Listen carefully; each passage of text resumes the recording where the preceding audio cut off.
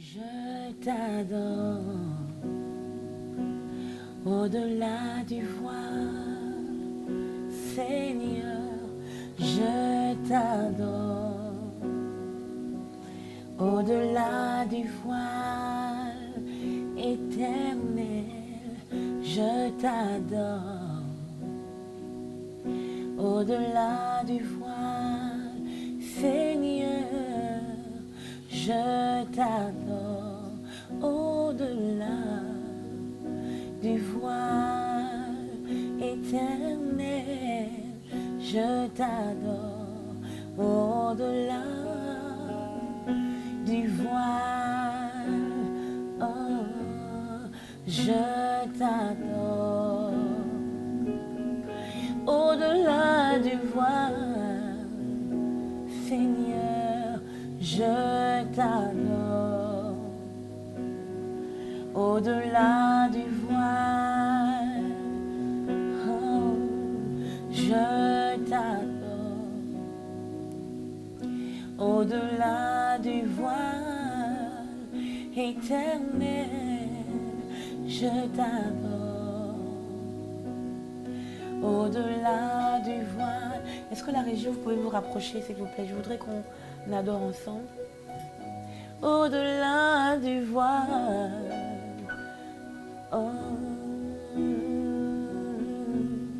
je t'adore, au-delà du voile, Seigneur, je t'adore. L'accent plus dynamique, s'il te plaît. Au-delà du voile, ne ralentis pas. Oh, je t'adore, au-delà du voile, Seigneur, je t'adore. Est-ce que tu peux le dire plus fort? Au-delà du voile, tous ensemble, au-delà du voile, je t'adore. Je t'adore. Tout le monde au-delà du voile, tout le monde. Au-delà du voile, Seigneur, je t'adore. Au-delà du voile, Seigneur, je t'adore. Laisse-moi t'adorer au-delà du voile, Seigneur. Montre-moi le chemin du Saint des Saints. Au-delà, je t'adore, je t'adore, je t'adore, Seigneur, je t'adore, je t'adore, je t'adore. Tu peux le dire encore plus fort. Je t'adore. Je t'adore. Seigneur, Seigneur, Seigneur. Tu es mon Dieu, je t'adore. Lord, je t'adore, Seigneur, de tout mon cœur, je t'adore, au-delà de mes limitations, Seigneur, laisse-moi t'adorer, Seigneur, laisse-moi toucher le pan de ta robe, Seigneur, Seigneur, Seigneur. Je t'adore, je t'adore, je t'adore, je t'adore, oh, oh, je t'adore. Encore une fois, je t'adore. Tu peux le dire plus fort. Je t'adore. Seigneur, c'est parce que je t'adore que je suis renouvelée dans la force. Je t'adore. Je renouvelle mes forces en t'adorant. Je t'adore. Seigneur, tu me remplis, tu me remplis. Seigneur, tu nous remplis lorsque nous t'adorons, éternel. Seigneur, je t'adore, je t'adore, je t'adore, je t'adore, je t'adore, je t'adore, je t'adore, je t'adore, de tout mon cœur, je t'adore, de toute mon âme, je t'adore, de toute ma force, je t'adore, de tout mon cœur, je t'adore, de toute ma force, je t'adore, de toutes mes pensées, je t'adore, je t'adore, je t'adore. Laisse-moi voir ton visage, je t'adore. Montre-moi ta face, je t'adore. Seigneur, Seigneur, je t'adore. Éternel, je t'adore, je t'adore, je t'adore, je t'adore, je t'adore. Puisque je t'aime, je t'adore. Puisque je t'aime, je t'adore. Puisque je t'aime, je t'adore. Puisque je t'aime, je t'adore. Puisque je t'aime, je t'adore. Je t'aime plus que ma vie. Je t'aime plus que ma vie. Je t'adore. Puisque je t'aime, je t'adore. Puisque je t'aime, je t'adore. Puisque je t'aime, je t'adore. Puisque je t'aime, je t'adore. Puisque je t'aime, je t'adore.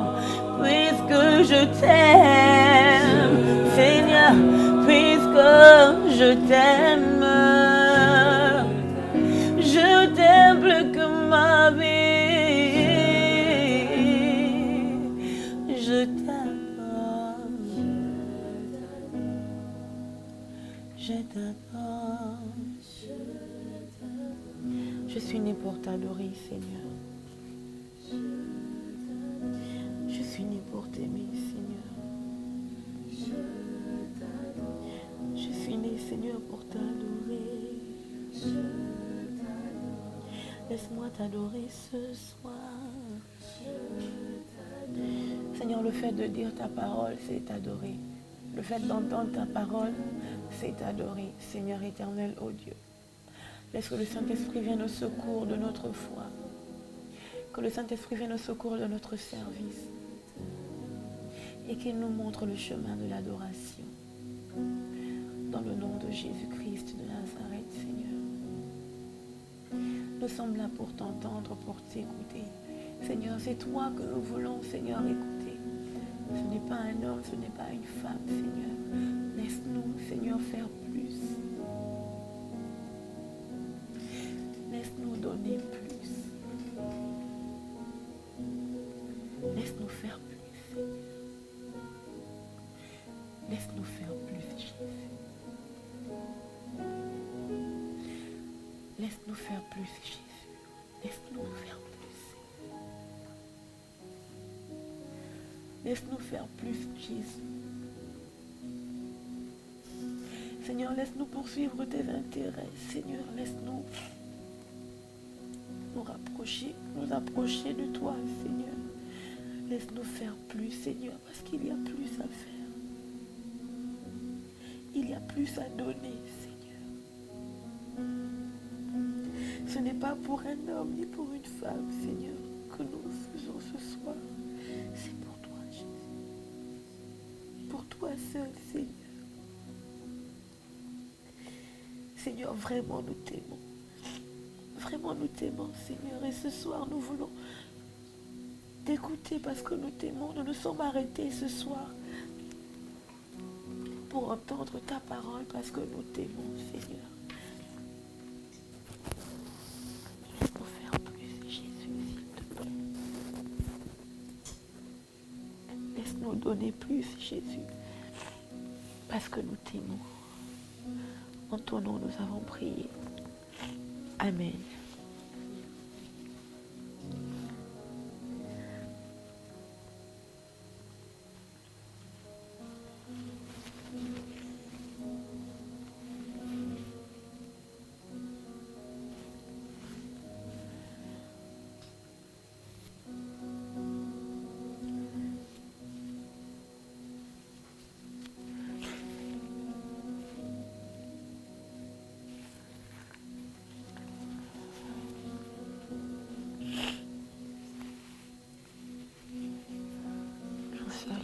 De toutes les façons, on peut rien faire là. C'est bon. Ok. Là, je ne peux plus regarder. C'est vous qui regardez. Hein. Ça va? Ok. Amen. Amen. Amen. Amen. Est-ce que tout le monde a partagé la vidéo? Nous allons commencer. Je suppose, du moins, les temps d'adoration que nous avons eus, c'était la prière. Et donc, mince, j'ai sali la Bible. Et donc, nous allons commencer. Amen, amen. Alors, il y a 2 semaines, je parlais d'Esther.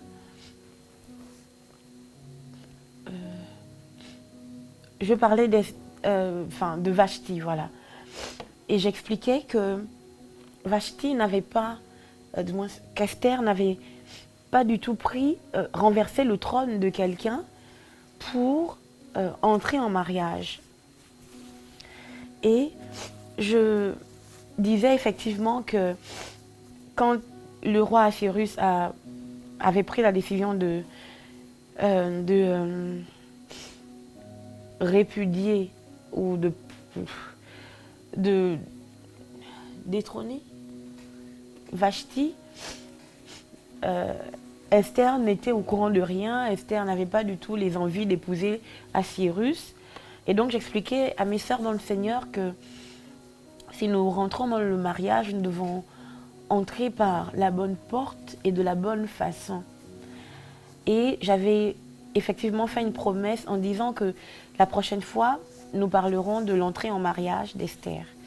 Mais si vous remarquez, depuis déjà 4 semaines, j'explique, j'essaie de donner des pistes pour reconnaître un homme qui est un Adam et non un animal. Comment faire pour entrer dans le mariage? J'expliquais que si un homme n'est pas clair avec vous, ça veut dire que ce n'est pas le bon. En fait, toutes ces choses, je les regroupe dans le fait d'entrer en mariage. Comment se préparer pour entrer en mariage? Et aujourd'hui, nous allons parler de l'entrée en mariage d'Esther. Oh, coucou Glo, mon Dieu. Coucou la grande, merci beaucoup.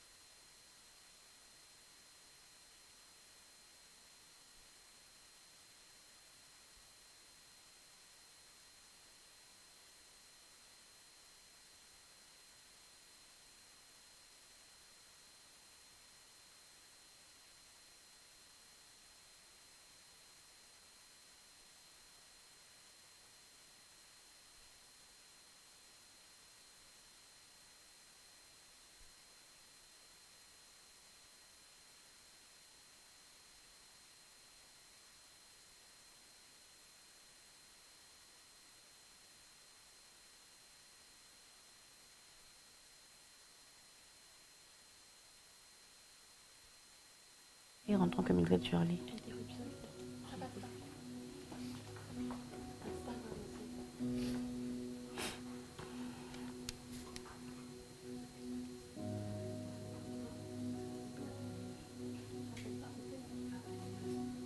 Ça a coupé où? Ok. C'est bon, il paraît que le son est revenu. Le son est là? On est bon. Il n'y a plus de quoi? Ok. Mais c'est des choses qu'il faut vérifier. Désolé, bien-aimé dans le Seigneur.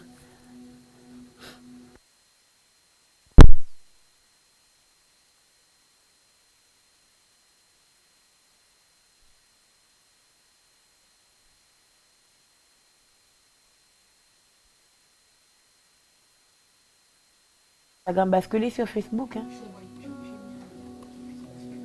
Ah oui, parce que là... Alors, ok, c'est revenu. Le son est revenu. Ah, d'accord. Alors, donc, je disais que j'expliquais en réalité depuis déjà quelques semaines, je donnais des pistes pour rentrer dans le mariage. Je disais par exemple qu'un homme qui n'est pas clair avec vous ressemble à un animal. Ce n'est pas un Adam parce qu'Adam était clair. Toutes ces choses, tout ce que j'ai dit depuis il y a quelques semaines déjà, jusqu'à il y a 2 semaines, c'était compris dans le fait de comment se préparer pour rentrer dans le mariage, ou comment reconnaître un homme qui va vous épouser ou une femme qui serait d'accord pour rentrer en mariage avec vous. Et aujourd'hui, nous allons continuer sur la même lancée. J'avais dit la semaine, ou il y a 2 semaines, quand j'ai parlé des Vashti, j'avais dit que cette semaine, au prochain direct, je parlerai de l'entrée en mariage d'Esther. Et nous allons commencer maintenant, Esther chapitre 2, à partir du premier verset. Ensuite, nous allons sauter pour aller au verset 12 jusqu'au verset 15 et jusqu'à là où le Seigneur nous permettra de nous arrêter. Amen. Alors, je lis la parole de Dieu, je lis.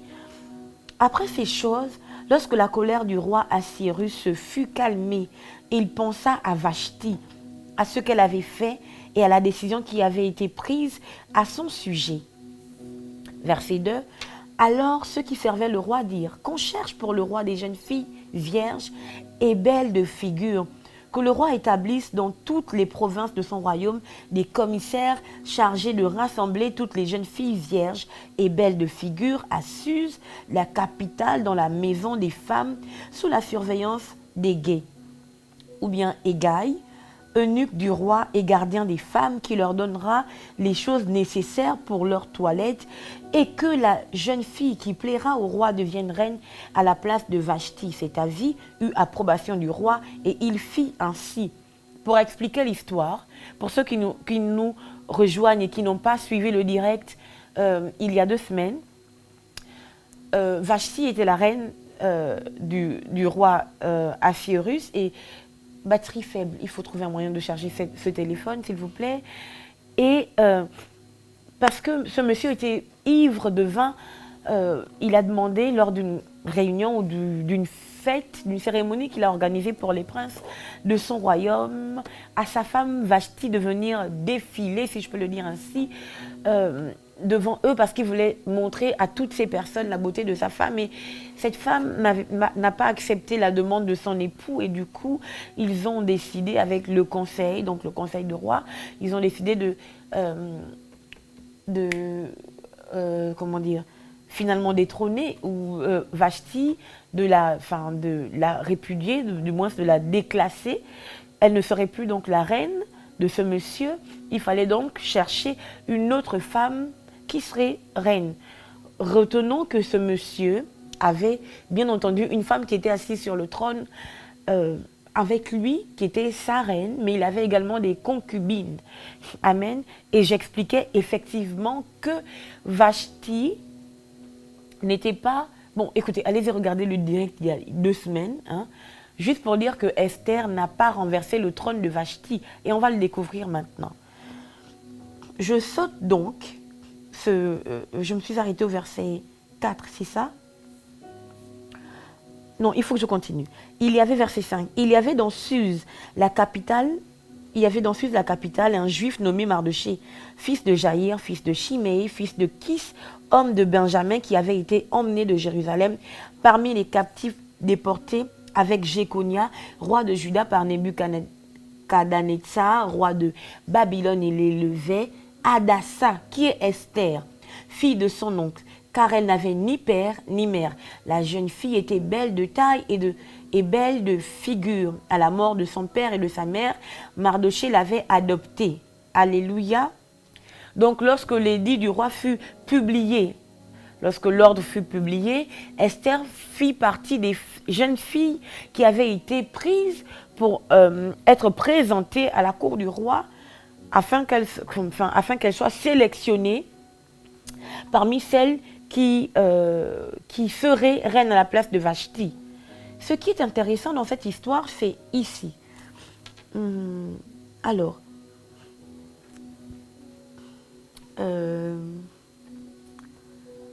lorsqu'on eut publié l'ordre du roi et son édit, et qu'un grand nombre de jeunes filles furent rassemblées à Suse, verset 8, la capitale, sur la surveillance des Gailles, Esther fut aussi prise et conduite dans la maison du roi sous la surveillance des Gailles, gardiens des femmes. La jeune fille lui plut. La jeune fille Esther plut à Hégaï et trouva grâce devant lui. Est-ce qu'on peut dire elle trouva grâce? Est-ce qu'on peut écrire elle trouva grâce?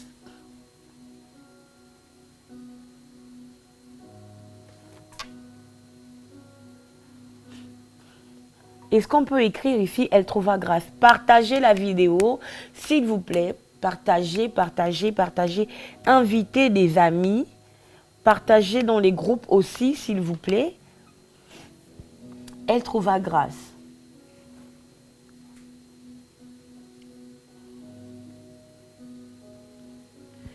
La jeune fille lui plut et trouva grâce devant lui. Il s'empressa de lui fournir les choses nécessaires pour sa toilette et pour sa subsistance, lui donna 7 jeunes filles choisies dans la maison du roi et la plaça avec ses jeunes filles dans le meilleur appartement de la maison des femmes. Esther ne fit ni connaître ni son peuple, Esther ne fit connaître ni son peuple ni sa naissance, car Mardochée lui avait défendu d'en parler. Merci beaucoup. Antonia, tu peux enlever ton histoire de...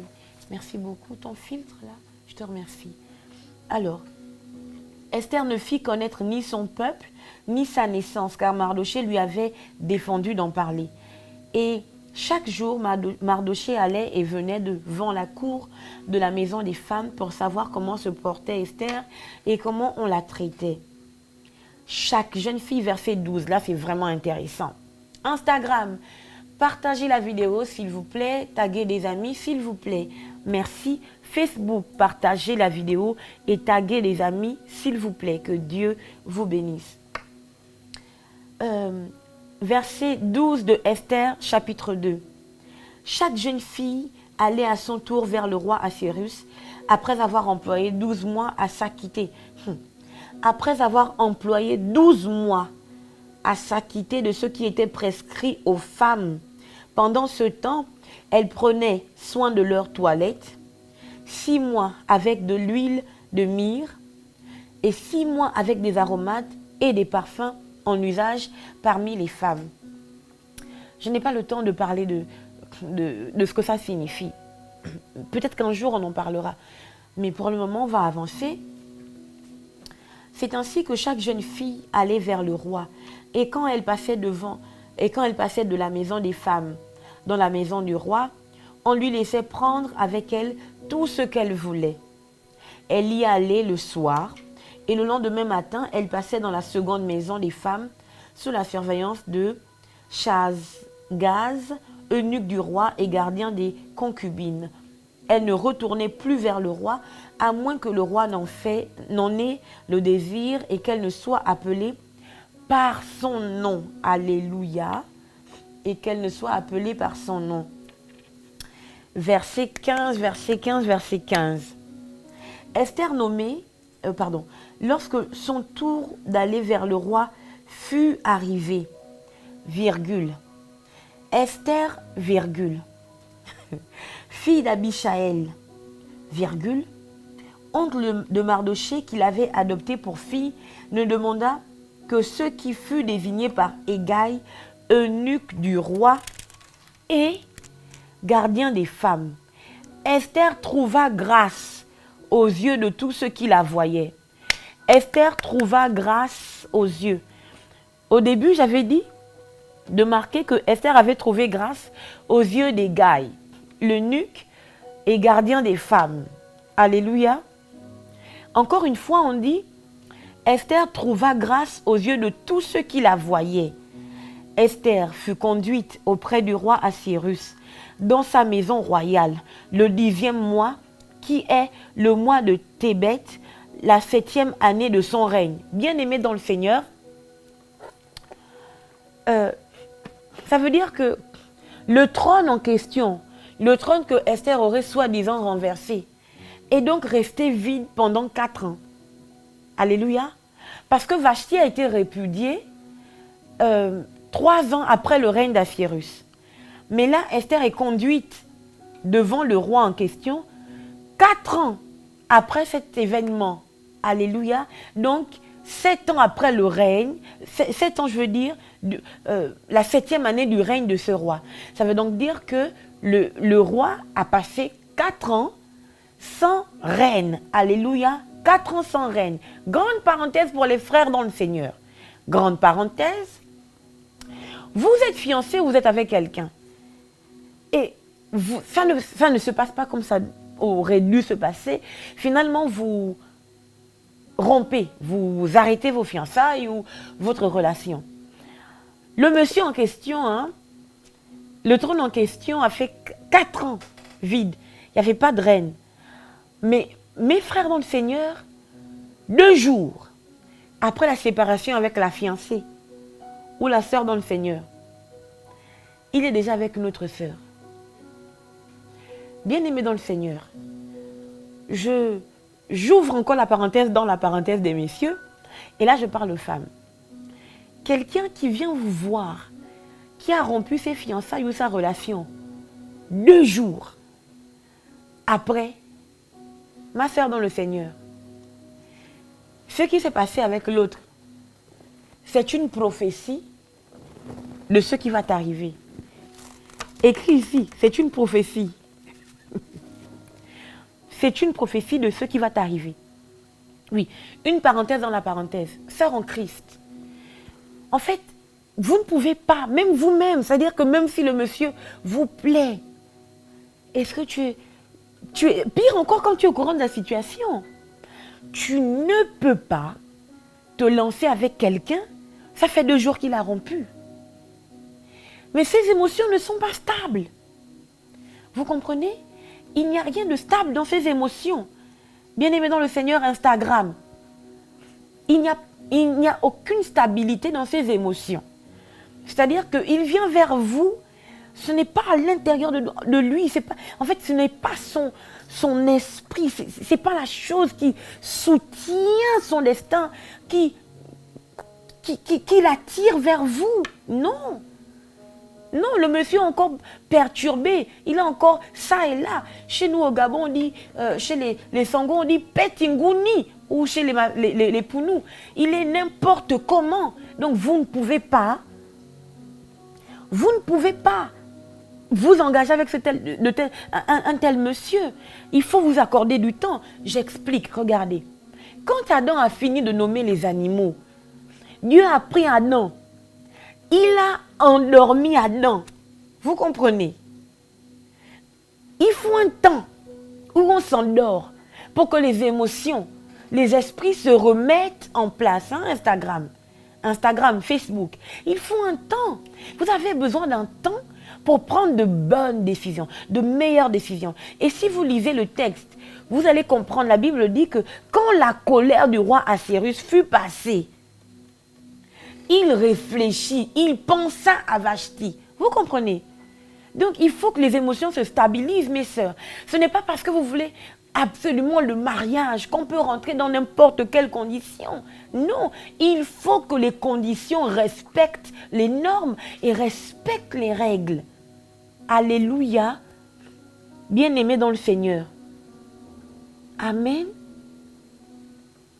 Est-ce que je parle à quelqu'un? Amen. Amen. Je rends grâce à Dieu. Voilà.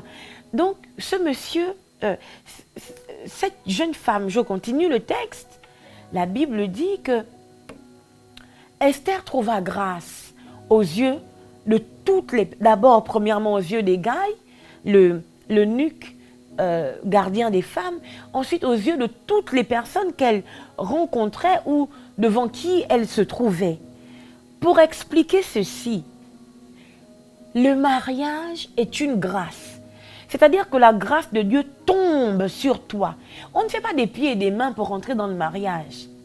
Ça veut dire que si la grâce n'est pas tombée sur vous et que vous faites tout ce que vous voulez, même si c'est bien, vous ne rentrerez pas dans le mariage.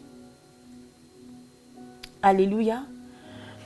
On ne fait pas le contraire, c'est-à-dire que on ne se maquille pas d'abord, on ne se parfume pas d'abord comme ces jeunes femmes. Non, on est d'abord couverte de grâce.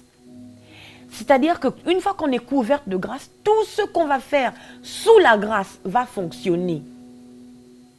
J'ai envie de changer le terme grâce en terme saison. Sinon, les gens vont mal le comprendre. Naturellement, je veux dire naturellement, dans l'esprit, à cause du sacrifice de Christ, nous sommes tous sur la grâce. Mais dans la grâce, il y a aussi des grâces. Est-ce qu'on peut dire que dans la grâce, il y a aussi des grâces? Quand on est dans la grâce, il faut que ce soit la saison ou le temps de la grâce du mariage pour rentrer dans le mariage. Quand ce n'est pas la saison, vous avez beau vous agiter, vous avez beau bousculer, mettre le make-up, changer les cheveux, changer de couleur de cheveux. Messieurs, vous parfumez, portez les chemises très serrées où on voit les muscles. Ça ne va pas changer parce que la grâce du mariage n'est pas encore déclenchée ou bien la saison de mariage n'est pas encore arrivée. Elle n'est pas encore arrivée. Et quand la saison de mariage n'est pas encore arrivée et qu'on bouscule tout pour entrer dans le mariage là va se bousculer. Alléluia. Amen. Je voudrais dire aux chrétiens que le mariage c'est bien, mais ce n'est pas une finalité. Le mariage ne doit pas être le but de notre vie. Surtout nous les sœurs. Non. Le mariage ne doit pas être le but de ta vie. Tu dois apprendre à être heureuse, à t'aimer toi-même en dehors du mariage. Parce que tu peux tomber sur un homme qui ne sait pas te dire que tu es belle. Tu peux tomber sur un homme qui ne sait pas rendre heureuse. Oui, parce que ça existe. Comment tu vas faire? Alors que si tu es déjà toi-même heureuse, tu apportes ce bonheur dans ton mariage. Le mariage n'est pas fait pour te sortir de, comment dire, de cette insécurité là. Non, ce n'est pas d'abord pour ça. Il faut que tu rentres dans le mariage en étant heureuse pour rendre ton mari heureux. Pareil pour vous, messieurs. Alléluia. D'abord la grâce. Ensuite, tous les artifices. Oh mon Dieu, ça va être très fort. D'abord la grâce. Ensuite, les artifices. Mais les artifices sans la grâce, c'est comme le dentifrice. Quand on met ça dans la bouche, c'est sucré et c'est frais. Dès qu'on a fini de rincer, ce qui n'en est pas dans la bouche là, ça revient. Vous comprenez? Alléluia. Amen. Bien-aimés dans le Seigneur. D'abord la grâce, ensuite les artifices. Amen. La Bible dit ceci. Ce jour-là, Esther fut conduite auprès du roi Assuérus dans sa maison royale le 10e mois, qui est le mois de Tébet, la 7e année de son règne. Alléluia. Le roi aima Esther plus que toutes les autres femmes. Avant d'arriver là, il faut que je reparte en arrière. Lorsque son tour d'aller vers le roi, verset 15, bien-aimé dans le Seigneur, Lorsque son tour d'aller vers le roi fut arrivé, Esther, fille d'Abichal, oncle de Mardochée, qu'il avait adopté pour fille, ne demanda que ce... Esther ne demanda que ce que... Esther, je relis. Esther, fille d'Abichai, oncle de Mardochée, qu'il avait adopté pour fille, ne demanda que ce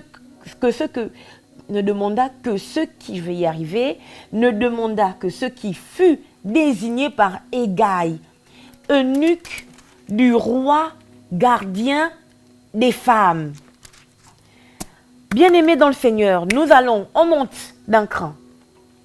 La Bible déclare que à cette époque, eunuque était le gardien des femmes. Je suppose que c'était le gardien des femmes vierges qui n'avaient pas encore rencontré le roi.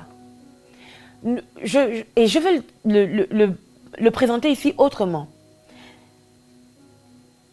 Nous avons également un gardien qui nous rend vierges entre griffes.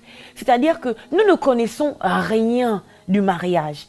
Quand on n'est pas encore marié, tu ne sais rien du mariage. Tu n'as pas, c'est-à-dire que celle qui est déjà dans le mariage, elle en sait un bon nombre de choses. Elle maîtrise, si je peux le dire entre griffes.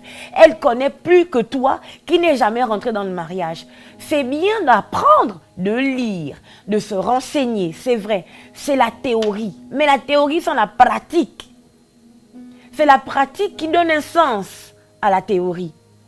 Quand on n'est pas encore rentré dans le mariage, nous sommes vierges du mariage. On ne connaît pas le mariage. On ne sait pas comment ça se passe. Même quand on a lu, on n'est pas encore dedans. On ne sait pas comment ça se passe. Mais il y a quelqu'un qui sait parfaitement comment ça se passe. Et son nom, c'est le Saint-Esprit.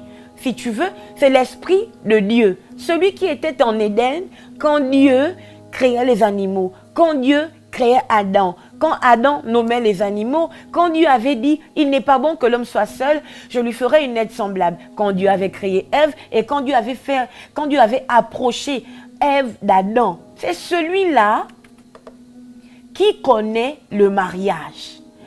Donc la Bible déclare que quand ces femmes devaient se présenter devant le roi, quand leur tour fut arrivé, alléluia, après 12 mois de préparation, bien-aimés dans le Seigneur, pas après 2 jours de rencontre, alléluia, pas après un jour de, de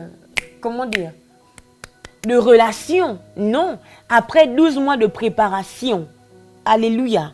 Ça veut donc dire qu'elles se sont préparées avant de rentrer dans la présence du roi, ou bien avant de rentrer dans le mariage, on se prépare. Et bien aimé dans le Seigneur, on ne se prépare pas tout seul. Personne ne se prépare seul pour le mariage. Personne ne se prépare seul pour le mariage. Ève a été façonnée par Dieu pour rentrer en mariage avec Adam. Il n'est pas bon que l'homme soit seul. Je lui ferai une aide semblable à lui. Alléluia. Ça veut donc dire que Dieu a fabriqué, a façonné Ève. Alléluia. Dans le but qu'elle rentre dans le mariage avec Adam. Amen. Comme ces femmes, pendant 12 mois, elles étaient préparées. Pas seulement pour leur peau. Non. On devait certainement leur parler. Ce n'est peut-être pas écrit. Alléluia. Mais personne ne peut être préparé en tant que potentielle reine sans qu'on ne lui dise ce qu'il faut. Alléluia. Comprenez qu'ils disent ici qu'à chaque fois que le tour de la jeune fille était arrivé pour se présenter, pour rentrer finalement, pour aller passer cette nuit-là avec le roi, elle devait choisir quelque chose qui lui plaisait. Alléluia. Et ce jour-là, Esther, la Bible dit qu'elle ne choisit que ce que Hégaï lui avait conseillé. Ça veut donc dire qu'Esther avait demandé à Hégaï, qu'est-ce que je peux prendre? Ici, on va se poser la question. Pourquoi est-ce que Esther demande à Hégaï ce qu'elle doit prendre? Pourquoi Esther se renseigne avec Hégaï? Parce que je vous signale que Esther était entourée de femmes. Elle aurait pu dire à sa copine. Vous voyez ce que je veux dire? En même temps, les filles avec qui on l'a formée, oh toi tu prendrais quoi? Tu me conseillerais quoi? Comme on fait d'habitude là. Ah, le gars m'a dit ceci, je ne sais pas, tu penses que je peux lui dire quoi? Esther n'a pas demandé le conseil des jeunes filles comme elle. Non. Esther a demandé le conseil d'Hégaï, qui était l'eunuque du roi, qui était le gardien des femmes. Alléluia. Cet homme, ce monsieur, connaissait parfaitement le roi, si je peux le dire ainsi. C'est quelqu'un qui était tout le temps dans la présence du roi. Si on lui confie des femmes à former, à préparer pour qu'elles rentrent dans la présence du roi, ça veut donc dire que ce monsieur connaissait le roi. Alléluia. Donc il était à même de former parfaitement ces femmes avant qu'elles n'entrent en mariage avec le roi ou qu'elles n'entrent dans la présence du roi. Alléluia. Amen. Je ne sais pas si je parle à quelqu'un. Bien-aimé dans le Seigneur, Esther, elle, a demandé le conseil. Si on dit, elle ne prie, elle ne demanda que ce qui fut désigné par Hégaï. Ça veut dire qu'elle avait le choix de demander ce qu'elle voulait elle-même. Quand on rentre dans le mariage, vous savez certainement la robe de mariage que vous voulez. Alléluia. Vous savez certainement les couleurs. C'est ça le design. C'est en fait... Le mariage est devenu comme, je ne sais pas. Oh, mon thème, c'est ceci. Mes couleurs, c'est noir, rose ou doré, rouge. C'est pas ça le mariage. C'est pas fait de couleurs. Bien-aimé dans le Seigneur Instagram. C'est pas les couleurs le mariage. Non. Alléluia. La vérité, c'est que Dieu ne vous attend pas là. Vos couleurs de mariage, c'est doré blanc, rouge noir, fluo orange. C'est pas ça. Dieu vous attend dans pasteur, ma mère, mon père. Qu'est-ce que je devrais faire pour être une bonne épouse? Qu'est-ce que je peux, comment je dois me comporter pour que cet homme m'aime? En fait, pour que je rentre dans son cœur. Alléluia. C'est là que Dieu vous attend, mesdames. Mes sœurs dans le Seigneur. C'est là que Dieu vous attend. Pas dans les couleurs. Pas dans le type de make-up que vous allez mettre ce jour-là. Pas dans les accessoires. Non. Parce que les accessoires, ça reste. Alléluia. Mais la vertu que vous avez pu prendre d'une aînée, pu prendre d'une mère, pu prendre d'un père, c'est cela qui vous accompagne dans le mariage. C'est la vertu qu'on prend d'un parent, qu'on prend d'un aîné, qui nous accompagne dans le mariage. Ce n'est pas le make-up. Parce que moi, je me suis mariée. Le lendemain, je n'étais plus maquillée. Bien-aimée dans le Seigneur. Alléluia. Le lendemain, il n'y avait plus de maquillage. Mais ce qui est resté, c'était les vertus que l'Esprit de Jésus, que les grandes sœurs que j'avais, que les mamans que j'avais m'avaient données. Alléluia. La Bible déclare qu'elle a demandé le conseil d'Hégaï. Parce que Hégaï connaissait ce monsieur. Et Hégaï ici est un type de l'Esprit de Jésus. Une femme renouvelée par le Saint-Esprit ne peut pas entrer en mariage sans demander le conseil du Saint-Esprit. Une femme renouvelée par le Saint-Esprit ne peut pas s'engager, même dans les fiançailles, sans dire au Saint-Esprit, guide-moi. Montre-moi, inspire-moi, remplis-moi, charge-moi de toi. Ce n'est pas possible.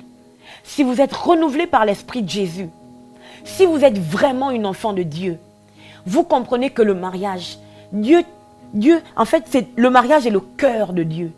Est-ce que vous comprenez? Le mariage, c'est le cœur de Dieu.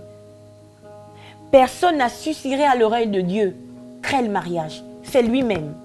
Il a créé l'homme, il a dit, faisons l'homme à notre image et à notre ressemblance. Et quand il pense mariage, il dit, il n'est pas bon que l'homme soit seul. Quand il pense mariage, Dieu lui-même s'engage. Ce n'est plus nous. Il ne dit plus faisons la femme. Il dit, moi Dieu, je lui ferai une aide semblable. Moi Dieu, je vais créer le mariage. Vous comprenez? Ça veut dire que le mariage, c'est le cœur de Dieu. Alléluia. Donc Dieu ne peut pas, Dieu est un père responsable. Il ne peut pas vous laisser rentrer dans le mariage sans vous donner les atouts qu'il faut, sans vous donner les vertus qu'il faut. Celles qui rentrent dans le mariage et qui restent des jeunes filles au lieu de devenir des femmes, puisque la Bible déclare que celui qui a trouvé une femme a trouvé le bonheur. Celles qui rentrent dans le mariage et demeurent jeunes filles, c'est qu'elles n'ont pas consulté leur père. Elles n'ont pas consulté leur Père Dieu. Elles n'ont pas consulté le Saint-Esprit. Esprit de Jésus, remplis-moi de toi. Toi qui as toutes les vertus dont j'ai besoin pour que mon mariage tienne. Toi qui as toutes les vertus dont j'ai besoin pour rentrer dans le cœur de mon mari. S'il te plaît, remplis-moi de toi. Ça ne sert à rien d'aller regarder un film romantique. Ça ne marchera pas. Ça ne sert à rien d'aller consulter un praticien ou un charlatan. Ça ne sert à rien du tout. Le seul qui peut vous donner les vertus pour que votre mariage ne bouge pas, même si la tempête souffle, c'est le Saint-Esprit. Je parle de ça aujourd'hui. Pourquoi? Parce qu'on enregistre plusieurs divorces. Parce que les gens, quand ils rentrent dans le mariage, ils se consultent eux-mêmes. Ils consultent leurs émotions. Et ils mettent de côté celui qui a créé le mariage. Le mariage, ce n'est pas l'affaire des hommes, c'est l'affaire de Dieu. C'est la pensée de Dieu. C'est la volonté de Dieu. Alléluia. Je ne sais pas si je parle à quelqu'un. Je ne sais pas. Elle a consulté Hégaï. Je disais que Hégaï est un type du Saint-Esprit. Tu veux rentrer dans le mariage, consulte le Seigneur. Tu veux rentrer dans le mariage, consulte le Saint-Esprit. Quand tu rentres dans le mariage, tu rentres comme étant une jeune fille, comme Esther. Esther est rentrée dans le mariage. C'était une jeune fille, la fille adoptive de Mardoché. Alléluia. Mais dans le mariage, ça a commencé à bouger. Dieu a commencé à dire à Esther, regarde ma fille, je t'introduis dans le mariage parce que j'ai un besoin. Mesdames, on ne rentre pas dans le mariage parce que nous avons, nous, un besoin. On rentre dans le mariage parce que Dieu a un besoin. Ève est rentrée en mariage parce que Dieu avait un besoin. Alléluia. Dieu ne voulait pas qu'Adam soit seul. Ève a été la réponse aux besoins de Dieu, bien-aimé dans le Seigneur. Alléluia. Esther est rentrée dans le mariage. On se dit que c'est parce que le roi avait besoin d'une reine ou que Vashti n'était plus là. Non, quand vous lisez la suite de l'histoire, Dieu poursuivait un but dans le mariage d'Esther. Ce n'était pas parce que Esther était orpheline, Esther était trop belle, elle mérite de se marier. Non, non et non. Il y a des belles qui sont très belles, mais qui ne sont pas mariées. Vous comprenez? Le mariage, ce n'est pas une question de beauté, ce n'est pas une question de design, ce n'est pas une question d'accoutrement. Ce n'est pas une question de make-up. Ce n'est pas une question de parfumerie. Non, le mariage, on rentre dans le mariage pour répondre aux besoins de Dieu. Alléluia. Si tu comprends cela, que tu rentres dans le mariage pour répondre aux besoins de Dieu, quand ça va secouer dans ton mariage, même quand ton époux va fauter, même quand ton époux va mal agir, même quand ta femme fera mal, tu vas tout faire pour rester dans ce mariage parce que tu y es rentré pour répondre aux besoins de Dieu. Oui, Antonia. Alléluia. On rentre dans le mariage pour répondre aux besoins de Dieu. La Bible dit, le roi aima Esther, verset 17. Le roi aima Esther plus que toutes les autres femmes et elle obtint grâce et faveur devant lui plus que toutes les autres jeunes filles. Il mit la couronne royale sur sa tête. Alléluia. Et la fit reine à la place de Vashti. Ici, on va rester là. La Bible dit, le roi aima Esther plus que toutes les autres femmes. J'explique. Ce n'était pas à cause de la beauté d'Esther. Il l'aima plus que toutes les autres femmes et elle obtint grâce et faveur devant lui plus que toutes les autres jeunes filles. Comprenez, quand on repart au début de l'histoire, on dit qu'il fallait qu'on cherche dans toute la contrée, alléluia, les jeunes filles belles de figure est belle physiquement, de taille, de forme. Alléluia. Ça veut donc dire que Esther n'était pas la plus belle de toutes. Mais il y a une chose qui l'a distinguée. C'est la grâce et la faveur. Écrivez ici, Seigneur, fais-moi grâce. Donne-moi ta faveur. Il y a une seule chose, parmi toutes les belles filles qui passaient devant le roi, il y a eu une seule chose qui a distingué Esther. C'est la grâce et la faveur. Il y a eu une seule chose qui a poussé Esther à demander à Hégai, qu'est-ce que je dois mettre avant de rentrer dans le roi? C'est la grâce qui couvrait sa vie. Alléluia.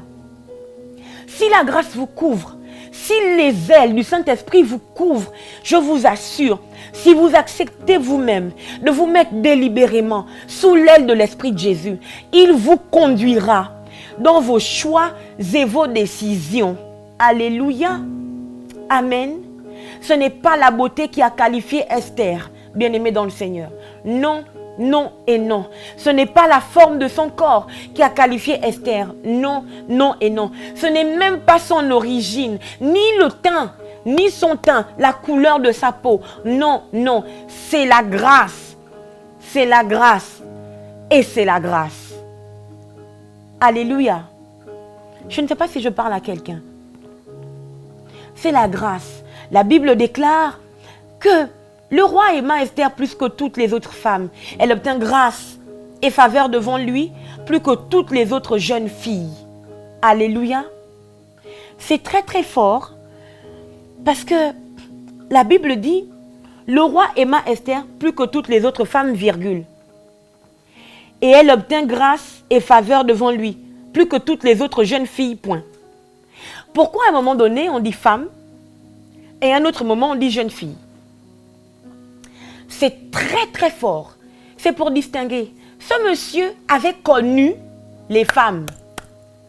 C'est-à-dire qu'une fois que tu as été connu, en fait, sexuellement, tu deviens une femme.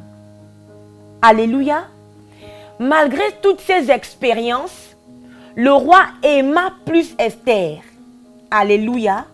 En tant que femme. En tant que...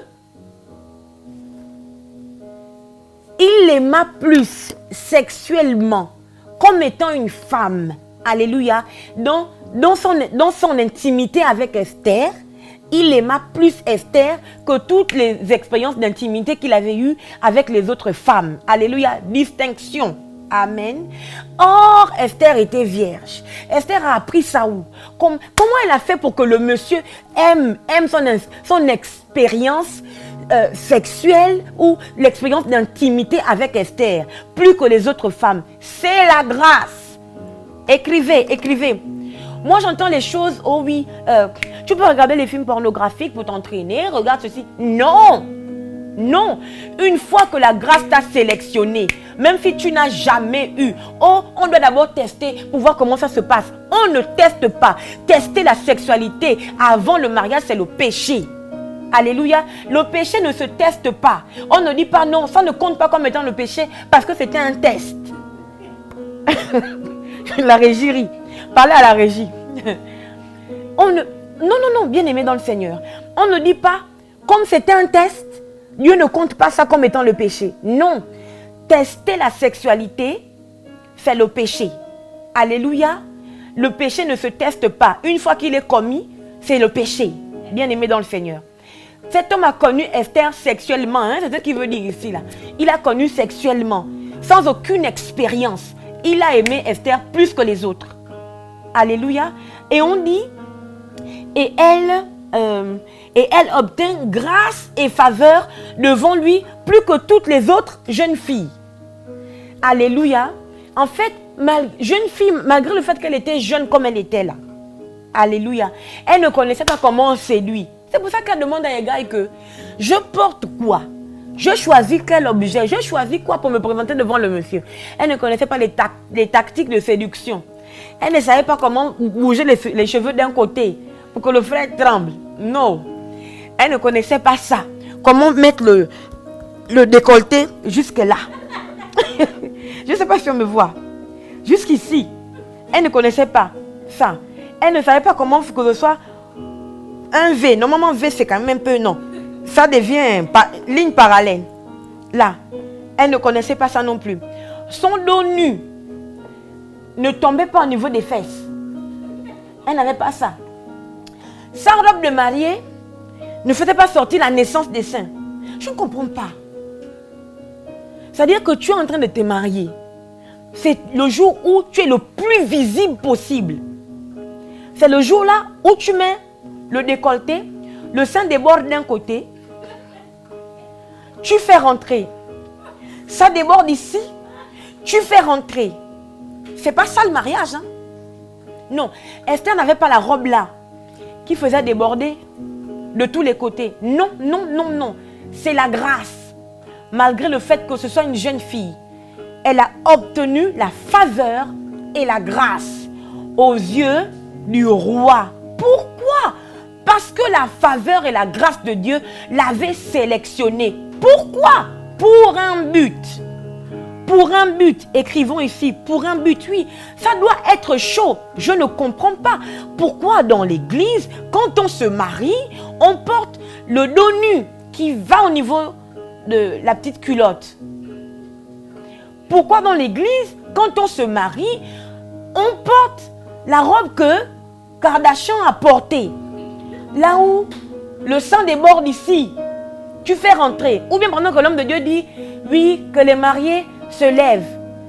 Quand tu te lèves de ta chaise, tu tires le décolleté comme ça. Vous connaissez, dites la vérité, vous ne connaissez pas le geste là. Elles font ça pour que ça remonte ici. Ce n'est pas le but. Ce n'est pas le but. Un minimum ou plutôt un maximum de pudeur. Alléluia. C'est tout ça. Vous entrez dans le mariage. Je ne comprends pas. Pourquoi est-ce que les autres... Pourquoi le mari, il arrive avec son nœud de papillon jusqu'au cou. Ou, c'est-à-dire qu'il est même là, il a du mal à parler. Mais vous voulez toujours vous décolleter. Pourquoi, bien-aimé dans le Seigneur? Amen. Alléluia. Cette femme a trouvé grâce. Cette femme, à cause de la grâce de Dieu, a été aimée plus que les autres femmes. Et cette jeune fille, à cause de la grâce de Dieu, a trouvé faveur et grâce auprès de cet homme. Alléluia. On rentre dans le mariage en tant que jeune fille. Alléluia. Mais les vertus et la grâce doivent fonctionner pour qu'on devienne une femme. Amen, bien-aimé dans le Seigneur. Je ne sais pas, est-ce que je bénis quelqu'un? Alléluia. Décolleté, c'est décoller. Hein? Décolleté, décoller. Tu rentres le mariage décollé et tu veux que ça colle avec le frère. Ça ne peut pas coller si tu étais déjà décollé quand tu es rentré. Alléluia. La Bible dit que le roi aima Esther. On a lu ce passage. On continue verset 18. Le roi donna un grand festin à tous ses princes et à ses serviteurs. Un festin en l'honneur d'Esther. Il accorda du repos aux provinces et fit des présents avec une libéralité royale. Oh my God, my living God. Esther vient à peine de rentrer dans le mariage que le roi commence à poser des actes étranges. Il accorde du repos à toutes les provinces. Ma sœur, quand tu rentres dans le mariage, il faut absolument que ton entourage, alléluia, ton propre mari, alléluia, les gens de sa famille aient du repos. Un peu comme Dieu a eu du repos quand Ève s'est éclipsée à Adam. Dieu s'est assis et puis il a dit, multipliez la terre. Avant cet événement, celui qui créait sur la terre, c'était Dieu. Alléluia. Donc finalement, je fais quoi? J'arrête? Ok, bah, dis-moi, fais-moi juste un genre 2 minutes, 3 minutes. Il paraît qu'il nous reste 10 minutes. Alléluia. Quand Dieu a lié Ève et Adam, Dieu s'est assis, il s'est reposé. En fait, il a dit, multipliez. Il n'avait plus besoin de multiplier quoi que ce soit. Parce que Ève allait aider Adam à multiplier et Dieu allait enfin s'asseoir dans le repos. Mais vous rentrez dans le mariage en dehors de la grâce, en dehors de la saison, sans les vertus que communiquent les aînés, les mères, les pères. Dieu, le Père, Dieu le Fils, Dieu le Saint-Esprit, vous entrez comme ça, mais vous attendez à quoi? Vous secouez vous-même votre mariage. Vous devez être un instrument de repos, un instrument de stabilité, un instrument de paix. Et on ne peut pas l'être si on n'est pas rempli des vertus. Alléluia. Si on n'est pas couvert par la grâce. Amen Instagram. Amen Facebook. Et j'avais dit que cette jeune fille rentre dans le mariage pas parce qu'elle était belle. Même pas parce que le roi, oh là là, ce n'est même pas parce que le roi avait besoin d'une femme. Parce que ce monsieur avait plusieurs concubines. Alléluia. Avant la vague Esther, ce monsieur avait des concubines. Alléluia. Ce n'est pas parce qu'il avait besoin d'une femme ou qu'il était tellement en manque. Non. Ce n'est pas pour cela que cet homme est rentré dans le mariage, que Dieu a fait rentrer Esther dans le mariage. Dieu fit rentrer Esther dans le mariage pour un but qui dépassait Esther elle-même. Un but qui dépassait ce monsieur roi lui-même. Un but qui concernait Dieu. Un but qui rentrait, ou du moins qui soutenait le plan de Dieu. Alléluia. Lisons verset 19. La seconde fois qu'on assembla les jeunes filles, Mardochée était assis à la porte du roi. Esther n'avait fait connaître ni sa naissance, ni son peuple, car Mardochée le lui avait défendu. Et elle suivait les ordres de Mardochée aussi fidèlement qu'à l'époque où elle était sous sa tutelle. Grande parenthèse avant de continuer. Cette jeune fille, après s'être mariée, après être devenue... Elle était finalement couronnée reine. Même dans son couronnement, dans cette nouvelle position, sur le trône, cette fille écoutait les instructions de Mardochée. Le problème aujourd'hui avec nous, c'est qu'une fois que nous sommes rentrés dans le mariage, plus personne ne peut rien nous dire. Vous voyez bien mes mains? Plus personne. Plus personne ne peut rien nous dire. On ne demande plus aucun conseil. On ne va plus vers les mères, vers les aînés, pour demander des conseils. En fait, vous voyez que la personne a complètement changé. Quand vous vous comportez comme ça, un prophète n'a pas besoin de venir prophétiser. C'est sûr et certain que la chute est devant. Alléluia. Malgré sa position, Esther continuait d'écouter les instructions de Mardochée, continuait d'appliquer ce qu'elle avait appris. J'ouvre une autre parenthèse. Comprenez, mesdames, le mariage, ça ne s'invente pas. On n'invente pas une façon de faire dans le mariage. Alléluia. Avant nous, aujourd'hui, au 21e siècle, des siècles auparavant, il y avait des gens mariés qui sont restés dans leur mariage. Amen. Ça veut dire que si Facebook ou Netflix vous sort un film qui vous dit que dès qu'il vous a trompé, mettez une croix. Écrivez sur les réseaux sociaux. C'est un homme adultère, Dieu va te frapper. Oui, je n'en veux plus. Laisse-moi tranquille. Si Netflix vous a dit ça, Netflix, ce n'est pas la bouche de Dieu. Alléluia. Amen. Si le conseil qu'on vous a donné, c'est que, même si tu as trompé, prie d'abord. Demande à Dieu la force de pardonner. Fais-le. Fais-le, ma sœur. Parce qu'il y a un futur devant. Devant, il y a un futur. Alléluia. On écoute les conseils. On continue d'appliquer la parole de Dieu dans le mariage. Puisque le mariage, ce n'est pas une finalité. Le mariage est le moyen de transport que Dieu utilise pour aller toucher plusieurs. Le mariage est le moyen de transport est une locomotive que toi-même, tu utilises pour accomplir le plan de Dieu pour ta vie, pour ton destin. Alléluia. Ce n'est pas le terminus. Non. Le mariage, c'est le bateau, c'est le train, c'est l'avion, c'est la voiture, tout ce que tu veux. Alléluia. Amen. Le mariage était le moyen qu'Adam avait pour se multiplier sur la terre. Alléluia. Amen. Je ne sais pas si je parle à quelqu'un. Je continue et je continue. La Bible dit que c'est bien trop long. C'est bien trop long à lire. Peut-être que la prochaine fois on le fera. Mais la suite de l'histoire, lisez l'histoire et peut-être que la prochaine fois je vais continuer dessus. La Bible déclare que à un moment donné, Esther étant déjà reine, les Juifs ont un ennemi. C'est Aman. Aman, à un moment donné, veut tuer tous les Juifs. Il y a un édit qui sort disant que tous les Juifs doivent mourir. Alléluia. Et Mardochée n'a pas le moyen d'atteindre le roi. Mardochée ne sait pas quoi faire pour atteindre le roi. Et il convoque Esther. Il envoie dire à Esther, fais quelque chose pour nous, Esther.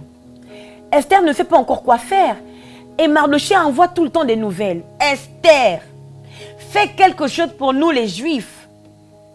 Ma fille, parce que quand sais-tu, peut-être que c'est pour des temps comme ceux-ci que Dieu t'a fait parvenir à la royauté.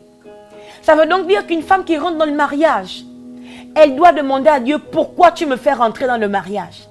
Pourquoi tu m'assois sur le trône du mariage? Quel est ton but, Seigneur?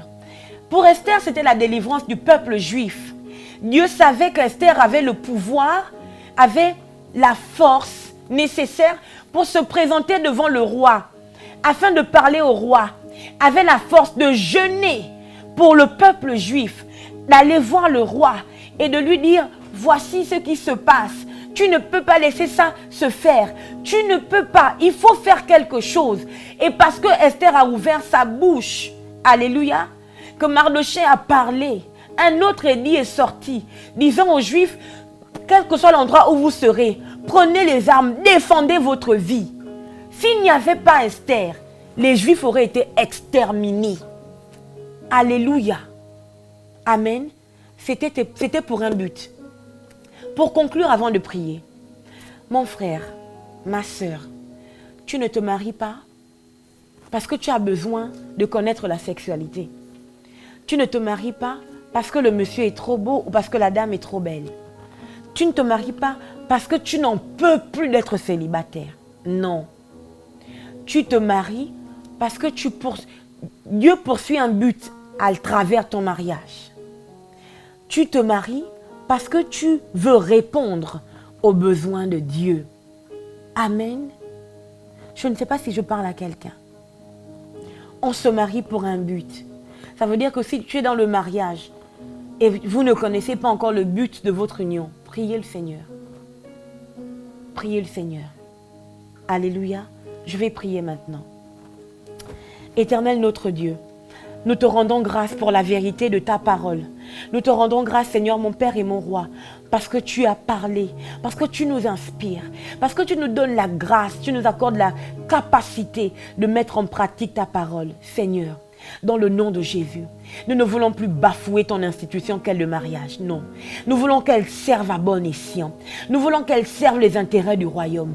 Voilà pourquoi je prie ce soir, afin que tu inspires un homme, une femme, le but pour lequel tu l'introduis dans le mariage ou tu l'as introduit dans le mariage. Dans le nom de Jésus, nous voulons que nos mariages servent à l'avancement de ton royaume. Nous voulons que nos mariages, Seigneur mon Dieu, servent à révéler, Seigneur, la face de Dieu au monde. Voilà pourquoi, éternel mon Père et mon Dieu, je prie maintenant dans le nom de Jésus, afin que chaque chrétien qui aspire au mariage le fasse avec sérieux, se forme, cherche, se prépare avec sérieux. Au nom de Jésus, Je prie, mon Dieu, afin que chaque chrétien dans un foyer cherche les intérêts de Dieu dans son foyer.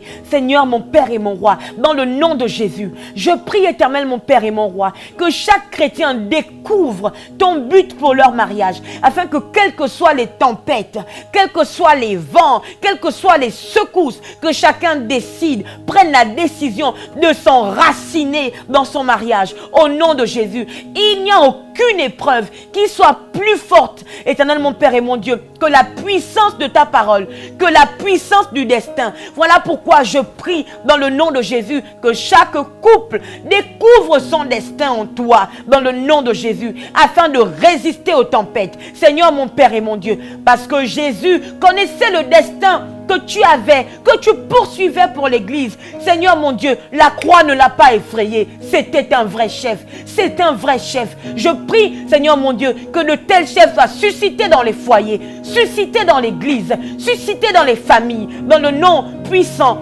de Jésus-Christ de Nazareth. Ô Dieu d'Israël, je t'en supplie, mon Dieu, étends ta main et lève-toi maintenant. Sauve les foyers, sauve les mariages, sauve notre entendement, sauve notre intelligence. Nous voulons comprendre, Seigneur mon Dieu, ta pensée par rapport au mariage. Dans le nom de Jésus, fais-le à la seule gloire de ton nom. Fais-le, Seigneur, parce que nous voulons te glorifier. Non, le mariage, Seigneur, n'est pas un parc d'attractions. Non, le mariage n'est pas un passe-temps, Seigneur mon Père et mon Dieu. Le mariage fait partie du destin que tu as pour l'humanité. Seigneur mon Père et mon Dieu, c'est un des premiers éléments, Seigneur mon Père et mon Roi, du destin que tu as pour l'humanité. Voilà pourquoi nous acceptons, nous chrétiens, nous nous levons, Seigneur, tels des gardiens. Oui, Seigneur, nous refusons que le mariage soit bafoué. Nous prions, nous crions à toi maintenant. Seigneur, viens comme un lion, rugis, Seigneur mon Père et mon Roi. Rétablis, Seigneur, le sérieux, rétablis la profondeur, la sacralisation du mariage dans l'Église, dans le corps de Christ. Seigneur, fais-le dans le nom de Jésus. En tant que fils de Dieu, nous ne nous marions pas comme dans le monde, mais nous nous marions inspirés par toi. Dans le nom de Jésus, inspire, inspire, fortifie, soulage, porte, éternel mon Père et mon Dieu, porte un homme, porte une femme, porte un couple, porte un mariage, Seigneur, dans le nom de Jésus. Laisse que ton plan, laisse que tes desseins s'accomplissent, Seigneur, pour chaque mariage, présent et futur, au nom puissant de Jésus-Christ de Nazareth. Amen. Nous avons terminé. Que Dieu vous bénisse.